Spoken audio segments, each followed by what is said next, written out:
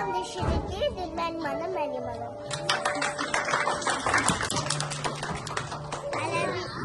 Ağızların düşecekti, alabisi melekti. Ağızların berbelekti, alabisi melekti, ben anam, ben anam. Ana kadar sevimli, ana kadar mehriban, ana kadar sahtemiz, bağımı gören bir dostum. Bizim can diye, səslədi ana, cincik bilmədi, bəslədi ana. Ana kainat demək, ana vətən demək, odur böydən bizi, o həmçə gələkdir. Çöçağı oldu, çöçağı rəşik, səhidli sıfadı yaxşız çöçək. Şirin, şirin, şirin, şirin,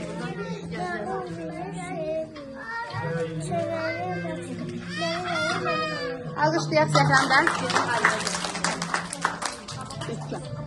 ana qədər sevimli, ana qədər mehriban, ana qədər saf təmiz, varmı görən bir insan. Güneş